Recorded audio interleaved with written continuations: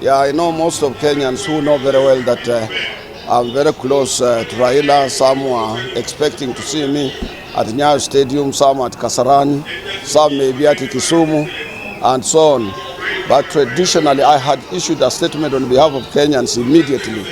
And traditionally, as Raila, most of you know, is my brother-in-law, this is the day of the in-laws, to have an overnight here and wait for burial.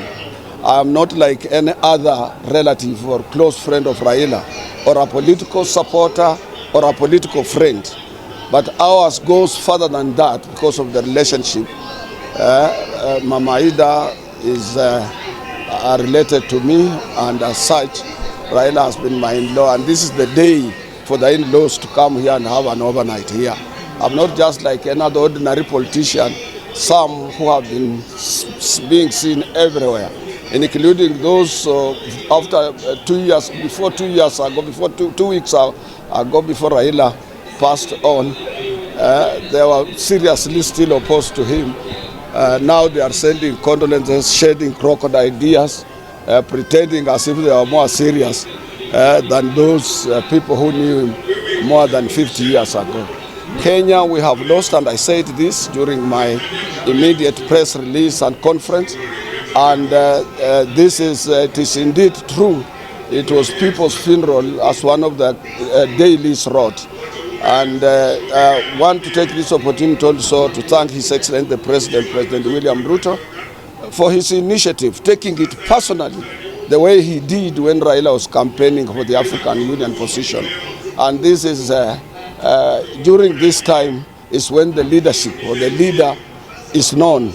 Can tell you for free that the government, having declared this morning to be a state funeral, I want to take this opportunity and very highly thank His Excellency the President and his government.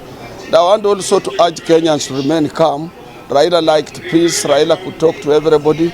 Raila was a peacemaker and didn't like.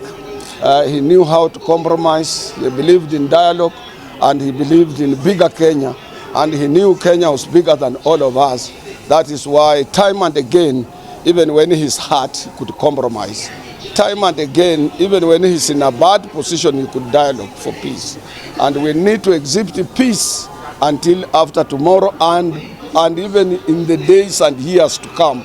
Kenya should remain united. Just as I said, Raila was a glue that used to put us together. In his absence and his death, should unify, should unite Kenyans.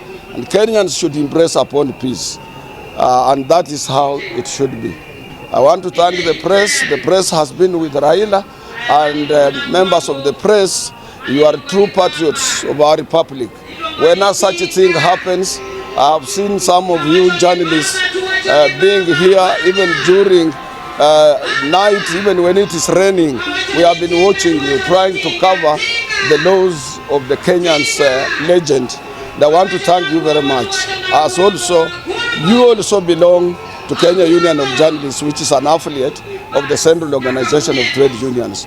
Most of my friends and most of people who knew Kenya, who knew Raila all over the world, have been sending condolences through me, including the Organization of the African Trade Union Unity, the International Trade Union Confederation, and the International Labour Organization that I serve, and colleagues who have been close to me, including some of my personal doctors who knew Raila very well.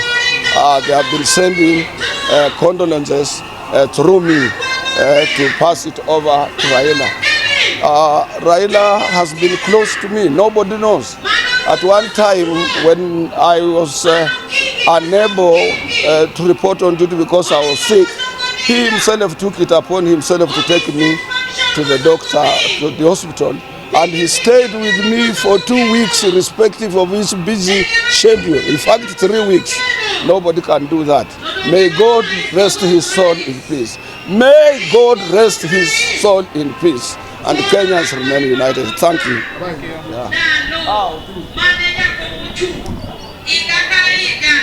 Yeah.